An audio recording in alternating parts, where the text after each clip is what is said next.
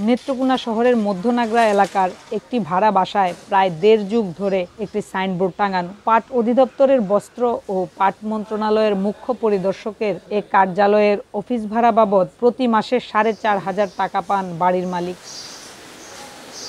তবে এ নিয়ে জানতে চাইলে বেরিয়ে আসে চাঞ্চল্যকর তথ্য। এলাকাবাসী বলছেন, বছরের পর বছর কার্যালয়টি তালাবদ্ধ রয়েছে।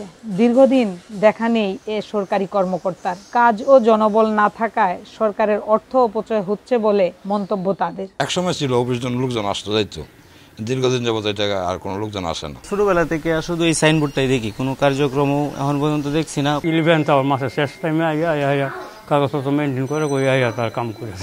এ বিষয়ে মুঠোফোনে মুখ্য পরিদর্শক সমীর চন্দ্র সওদাগরের সঙ্গে যোগাযোগ করা হলে জানান তিনি কিশোরগঞ্জের দায়িত্ব পালন করছেন। নেত্রকোনায় তার বাড়তি দায়িত্ব।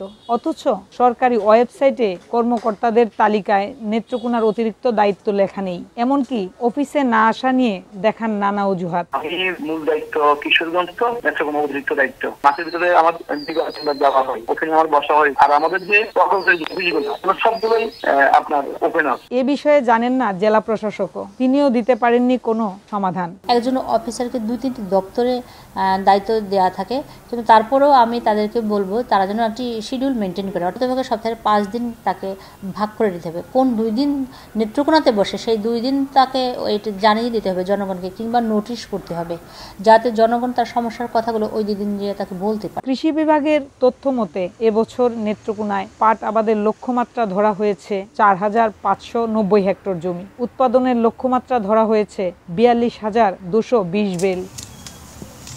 আলপনা বেগম, সময় সংবাদ, নেত্রকোনা।